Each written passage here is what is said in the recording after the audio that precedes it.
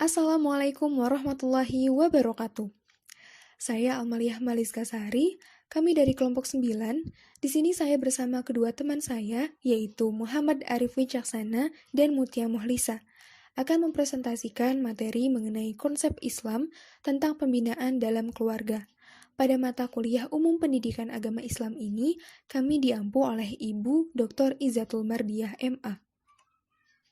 Pada materi kali ini, kami akan memaparkan beberapa materi mengenai konsep Islam tentang pembinaan dalam keluarga.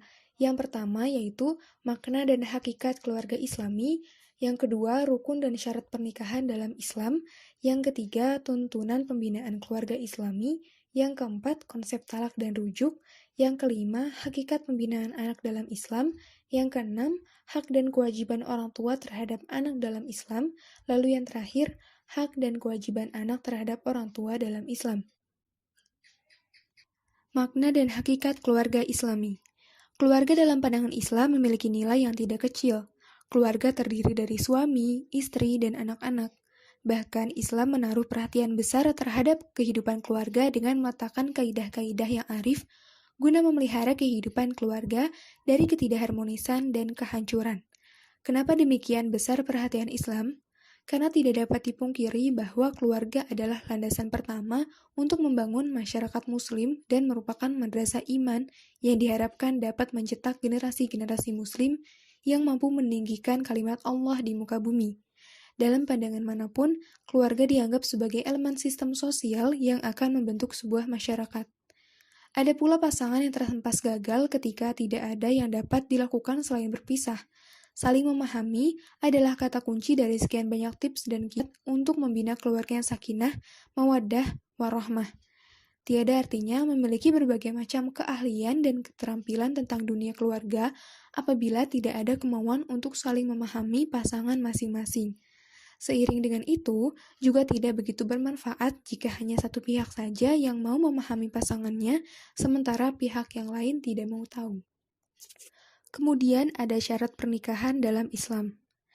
Syarat adalah sesuatu yang mesti ada yang menentukan sah atau tidaknya suatu pekerjaan atau ibadah, tetapi sesuatu itu tidak termasuk dalam rangkaian pekerjaan tersebut. Adapun syarat sah dalam pernikahan adalah sebagai berikut. Yang pertama yaitu calon suami. Seorang calon suami yang akan menikah harus memenuhi syarat-syarat sebagai berikut, yaitu bukan mahram dari calon istri, tidak terpaksa atau atas kemauan sendiri, jelas orangnya atau bukan banci, lalu yang terakhir tidak sedang ihram haji. Lalu ada syarat sebagai calon istri. Bagi calon istri yang akan menikah harus memenuhi syarat-syarat sebagai berikut, yaitu tidak bersuami, bukan mahram, tidak dalam masa iddah, merdeka atau atas kemauan sendiri, jelas orangnya, dan yang terakhir tidak sedang ihram haji. Lalu yang ketiga ada wali. Untuk menjadi seorang wali dalam sebuah pernikahan harus memenuhi syarat-syarat sebagai berikut, yaitu laki-laki, dewasa, waras akalnya, tidak dipaksa, adil, dan tidak sedang ihram haji. Lalu ada juga ijab kabul. Ijab adalah sesuatu yang diucapkan oleh wali, sedangkan qabul ialah sesuatu yang diucapkan oleh mempelai pria atau wakilnya yang disaksikan oleh dua orang saksi. Dan yang terakhir ada mahar. Mahar adalah pemberian dari calon mempelai pria kepada calon mempelai wanita, baik dalam bentuk barang atau jasa yang tidak bertentangan dengan hukum Islam. Fuqaha sependapat dalam mas kawin itu termasuk syarat sahnya nikah dan tidak boleh diadakan persetujuan untuk meniadakannya. Rukun pernikahan dalam Islam. Rukun adalah sesuatu yang harus ada untuk menentukan sah atau tidaknya suatu pekerjaan atau ibadah. Namun, sesuatu itu termasuk dalam rangkaian pekerjaan tersebut. Adapun rukun dalam sebuah pernikahan ada 4, yaitu 1. Mempelai pria dengan syarat Islam, bukan mahram, tidak terpaksa, dan tahu akan halalnya calon istri baginya. 2. Mempelai wanita dengan syarat wanita yang dinikahi harus masuk kategori haram dinikahi. Keharamannya itu disebabkan karena pertalian darah, hubungan persusuan, atau hubungan kemertuaan. 3. Wali ialah orang tua mempelai wanita, baik ayah, kakek, atau pamannya dari pihak ayah, saudara lelaki sekandung, saudara lelaki seayah, atau lelaki paman dari jalur ayah. Keempat, kedua saksi dengan syarat adil, Islam, balik, berakal, laki-laki, terpercaya, dan merdeka. Kelima, sigot meliputi ijab dan qabul yang diucapkan antara wali atau perwakilannya dengan mempelai pria. Adapun syarat sigot adalah adanya wali, adanya saksi, ta'zin az-zaujain, adanya keridhaan dari kedua mempelai halal untuk dinikahi.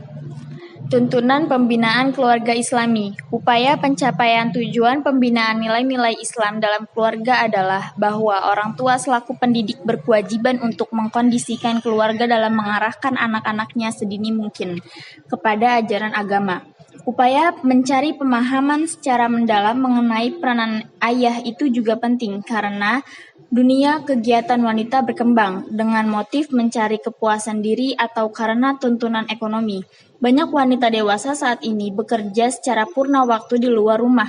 Upaya-upaya yang perlu dibangun dalam pembinaan keluarga seperti mencapai komunikasi yang baik dengan membina dan memelihara komunikasi dalam keluarga dengan masyarakat di luar keluarga, yaitu 1. Membina dan memupuk komunikasi di dalam keluarga.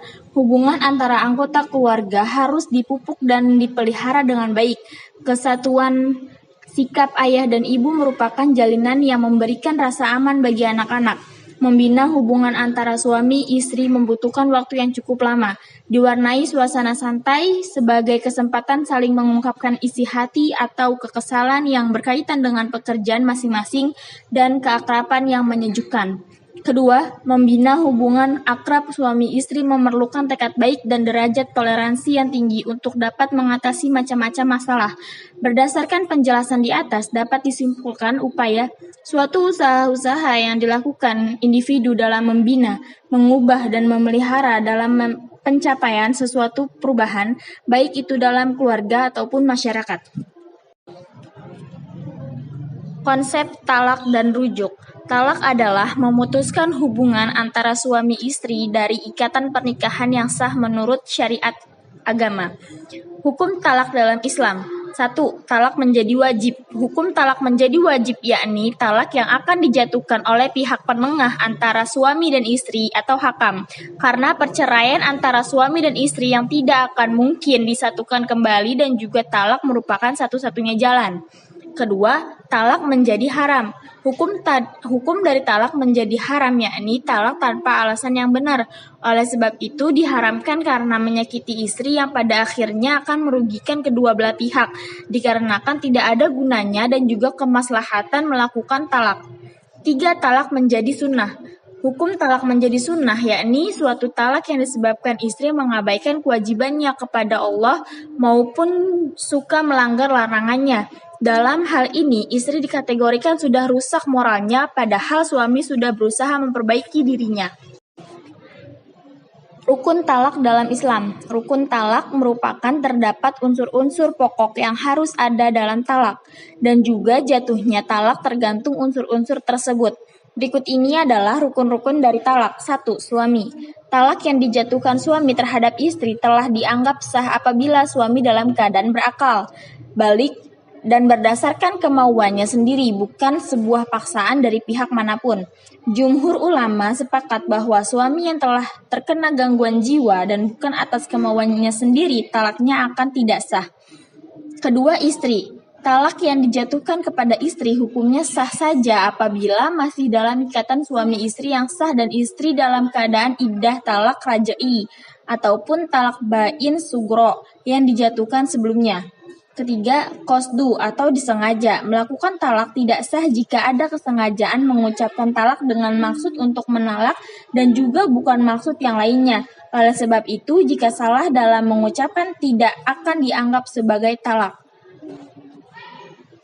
Jenis-jenis dan macam-macam talak. 1. Talak ditinjau dari segi jumlah, yaitu talak 1 ialah talak yang pertama kali dijatuhkan oleh suami kepada istrinya dan juga hanya dengan satu talak. Yang kedua, talak 2 yaitu suatu talak yang dijatuhkan oleh suami kepada istrinya yang kedua kali maupun untuk yang pertama kali tetapi dengan 2 talak sekaligus. Misalnya, aku talak kamu dengan talak yang kedua. Yang ketiga yaitu talak yang ketiga ialah talak yang dijatuhkan oleh suami kepada istrinya untuk yang ketiga kalinya ataupun untuk yang pertama kalinya tetapi langsung talak 3. Misalnya, suami berkata, "Aku talak kamu," dengan talak yang ketiga. Yang kedua, talak ditinjau dari segi keadaan istri. 1. Talak sunni.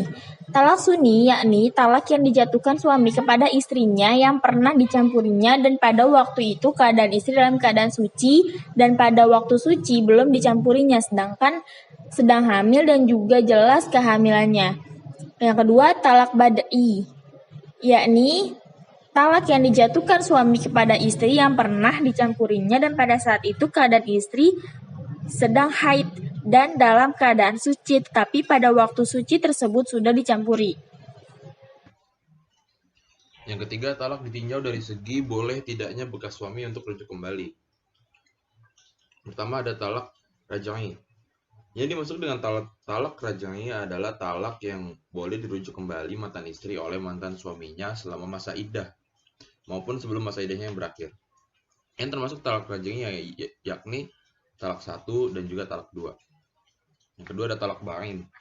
Yang dimaksud dengan talak ba'in yakni talak yang akan dijatuhkan suami dan mantan suami tidak boleh meminta rujuk kembali kecuali dengan melakukan akad nikah lagi dengan semua syaratnya serta rukunnya. Talak ba'in ada dua macam, yaitu talak ba'in sugro dan juga talak ba'in kubro. Selanjutnya ada talak ba'in sugro, merupakan talak yang dapat menghilangkan kepemilikan mantan suami terhadap mantan istri, tetapi tidak menghilangkan kebolehan mantan suami untuk rujuk dengan melakukan akad nikah ulang. Yang termasuk talak ba'in sugro antara lain talak yang belum akan bercampur khuluk, talak 1 dan juga talak 2, tetapi masa iddahnya sudah habis. Yang keempat, talak ba'in kubro. Talak ba'in kubro merupakan talak 3 di mana mantan suami tidak boleh rujuk kembali kecuali jika mantan istri pernah menikah dengan laki-laki yang lain dan sudah digaulinya, lalu diceraikan oleh suaminya yang kedua. Ya, selanjutnya ada rujuk.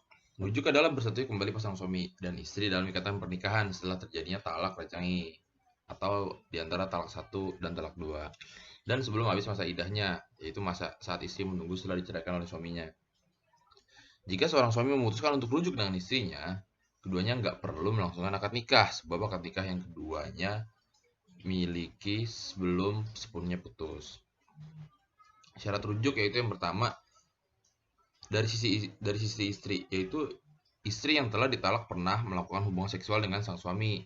Kedua, talak yang jatuh bukanlah talak 3 melainkan talak raj'i.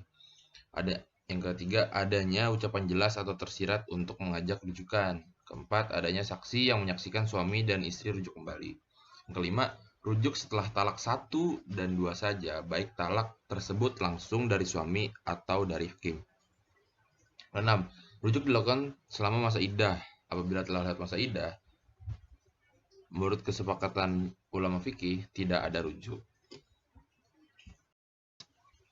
Selanjutnya ada hakikat pembinaan anak dalam Islam. Pembinaan seorang anak dalam agama Islam sangatlah penting bagi para orang tua. Orang tua adalah sebagai seorang pendidik pertama bagi anak-anaknya.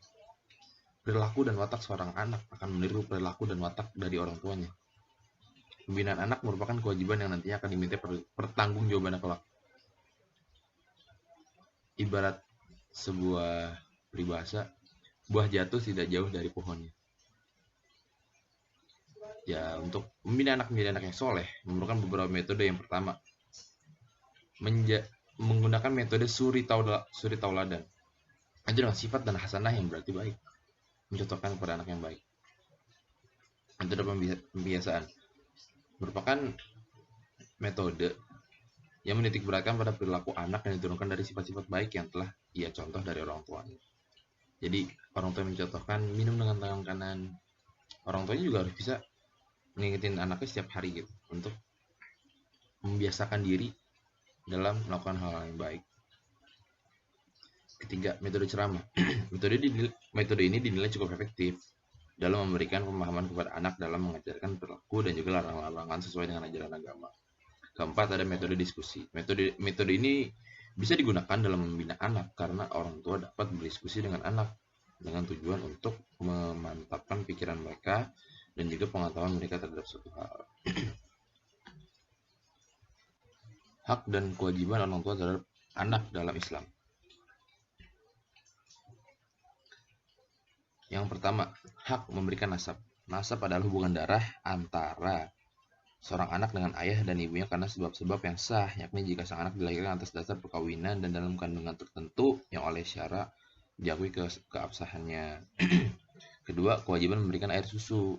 ASI merupakan nutrisi yang pas bagi bayi karena terdapat zat-zat pertumbuhan dan juga zat penangkal untuk melindungi dari berbagai macam penyakit. Mengenai kewajiban air susu ibu ini dituliskan dalam surat Al-Baqarah ayat 233. Tiga, kewajiban mengasuh. Setiap anak berhak mendapatkan asuhan dari orang tuanya. Perlindungan terhadap jasmani dan rohaninya. Pemberian tempat tinggal, sandang, pangan, dan perhatian dari orang tuanya. Keempat, kewajiban memberikan nafkah dan nutrisi yang baik. Seorang anak berhak mendapatkan nafkah dari orang tuanya berupa kebutuhan pokok untuk kelangsungan hidupnya serta pemulihan kesejahteraannya. Dalam pemenuhan kebutuhan juga ini diperlukan juga nutrisi yang baik untuk anak berupa makanan yang bergizi. Yang kelima, hak memperoleh pendidikan, yakni pendidikan jasmani dan pendidikan rohani. Pendidikan jasmani di sini ya pemenuhan terhadap kondisi anak, mengajarkan mereka tentang berat tubuh dengan baik, olahraga, lain-lain sebagainya. Ya, selanjutnya ada pendidikan rohani. Pendidikan rohani seperti menanamkan nilai-nilai agama, mengajarkan nilai-nilai agama kepada anak, dan memberikan contoh-contoh yang baik itu tadi. Selain itu, anak juga mempunyai hak dan kewajiban terhadap orang tua. Yang pertama, apabila orang tua butuh makan dan minum, maka penuhilah semampu kita. Kedua, apabila butuh bantuan, maka laksanakanlah. Ketiga, apabila memanggil kita, maka jawablah dan datanglah. Empat, apabila menyuruh, maka kita taati perintahnya selama tidak membawa kedurhakaan kepada Allah. Kelima, apabila bicara dengannya, hendaknya dengan suara yang lemah lembut. 6. Panggillah dengan panggilan yang menyenangkan hatinya. Selanjutnya berjalan di belakangnya dan menyukai dan mendukung apa yang mereka lakukan selama tidak berbuat dosa kepada Allah. Ke-8, setiap saat memohon ampunan kepada Allah atas segala dosa kedua orang tua kita. Ya, sekian penjelasan dari kelompok kami. Kurang lebihnya mohon maaf. Wabillahi taufiq wal hidayah. Wassalamualaikum warahmatullahi wabarakatuh. Terima kasih.